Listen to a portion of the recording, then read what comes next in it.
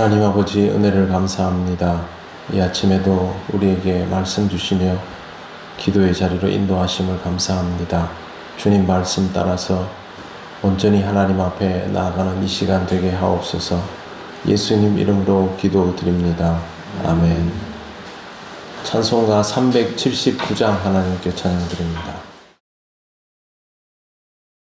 대갈 길 멀고 밤은 깊은데 빛 되신 주 저 본향 집을 향해 가는 길 비추소서.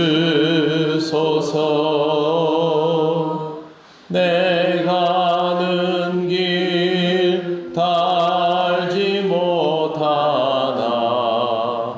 한 걸음씩 늘 인도하소서.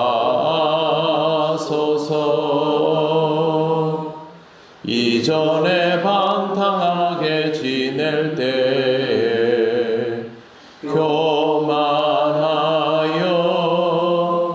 맘대로 고집하던 이 죄인 사하소서. 내 지은 죄 다 기억 마시고 주 뜻대로 늘 주장하소서.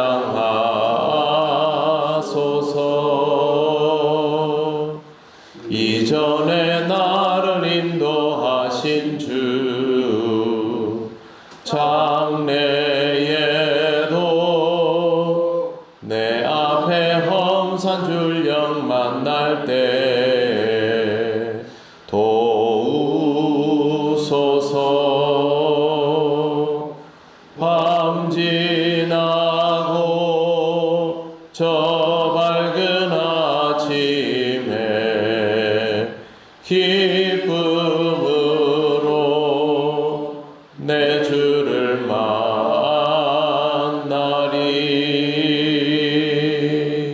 아멘.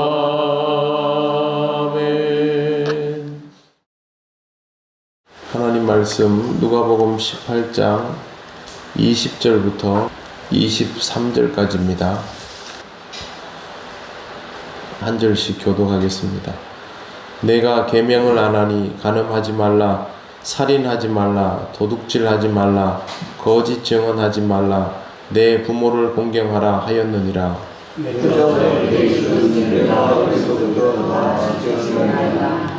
예수께서 이 말을 들으시고 이르시되 내게 아직도 한 가지 부족한 것이 있으니 내게 있는 것을 다 팔아 가난한 자들에게 나눠주라. 그리하면 하늘에서 내게 보화가 있으리라.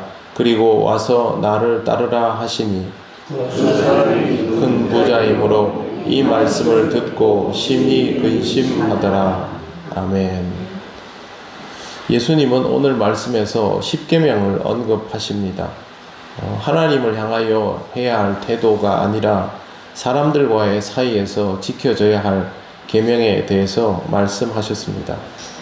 이 사람은 기본적으로 하나님을 향한 태도에 대하여서 언급할 것이 없는 정도의 사람인 것을 아셔서 그럴 수도 있고, 또 신앙생활에서 지금 언급하는 이 계명들이 현실적으로 채워져야 하기 때문에 말씀하여 주신 것일 수도 있습니다. 예수께서 십계명을 말씀하시자 이 사람은 그것은 어려서부터 잘 지켜왔다라고 말합니다.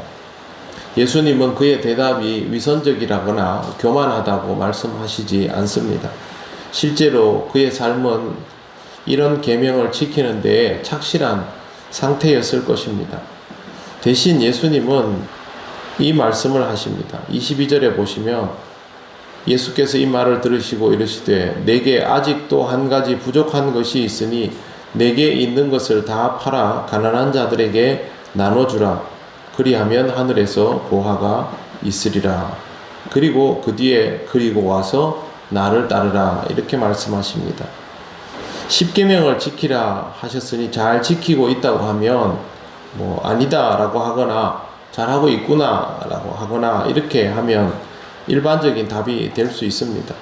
그런데 지금 예수님은 십계명에 있는 내용 이상의 것을 이야기를 하십니다. 보통 십계명에 있는 것은 뭐 이웃을 사랑하고 구제와 자선을 행하고 그런 정도의 것이죠. 그런데 가지고 있는 것을 다 팔아 가난한 자들에게 나누어 주라고 하면 그런 정도의 수준을 넘어서는 것이 됩니다.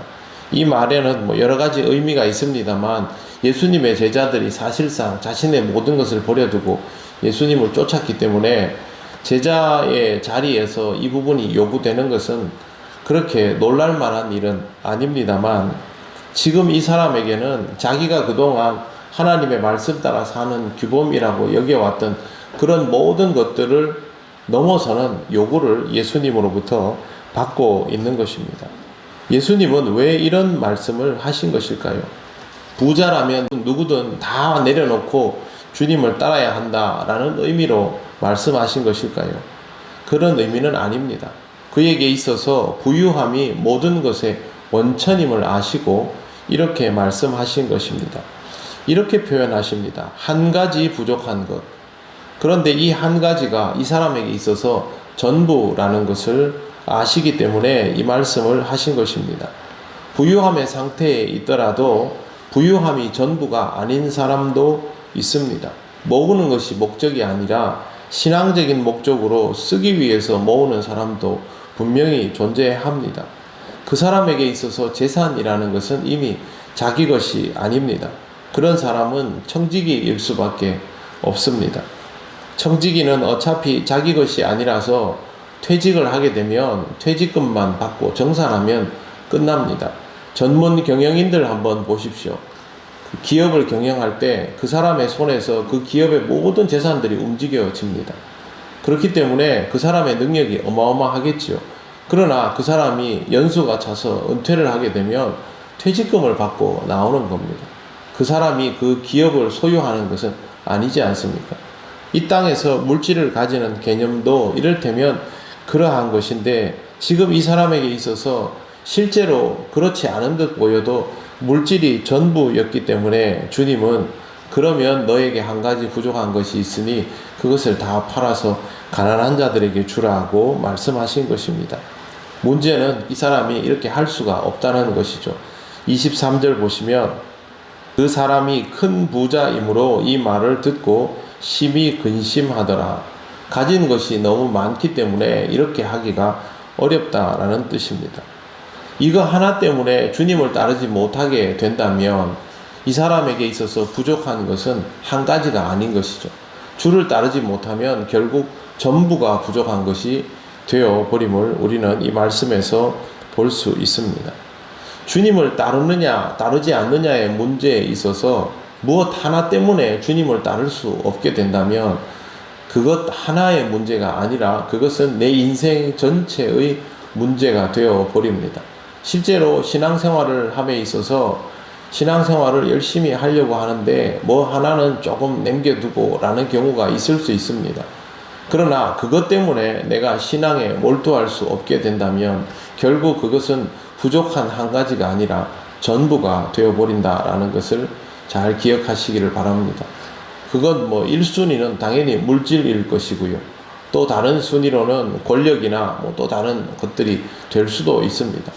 그것이 무엇이든지 간에 내가 신앙생활 하는 것보다 조금 더 무게를 실는 다른 것이 생긴다거나 신앙생활에 몰두할 수 없게 만드는 작고 사소해 보이는 한 가지가 있다면 그것 때문에 내 발목이 잡힌다는 것을 잘 생각을 하셔야 합니다. 예수님은 우리에게 분명하게 말씀하십니다. 부족한 것 한 가지가 전부가 될 수 있다라는 것입니다. 그러므로 그 부족한 것으로 인하여 내 신앙이 온전히 주님께 나아가지 못하게 되는 그런 일이 생기지 않도록 그 부족한 한 가지를 잘 돌아보고 주님의 말씀에 따라서 행동하실 수 있는 여러분이 되시기를 바랍니다. 기도드리겠습니다. 하나님 감사합니다. 오늘 이 말씀을 보면서 우리 자신을 돌아보게 하시니 감사합니다. 그에게 있어서 이 한 가지가 주님을 따르는 결정적인 장애 요인이 되었음을 오늘 보았습니다.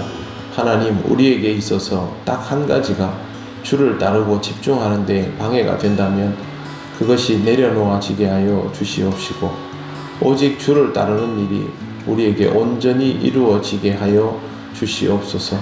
우리를 향하신 주의 말씀을 늘 들을 때마다 이 말씀 앞에 우리 자신을 바르게 세워갈 수 있게 하옵소서.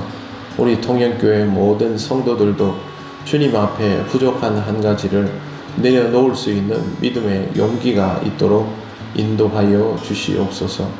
오늘도 하나님 우리의 삶을 지키시고 인도하여 주실 줄 믿사오며 예수님 이름으로 기도드립니다.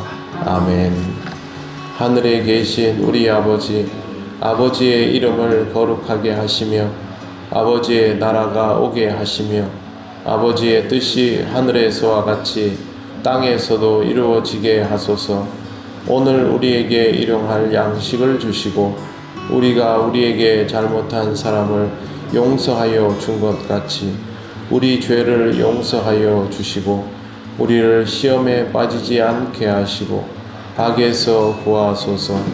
나라와 권능과 영광이 영원히 아버지의 것입니다. 아멘.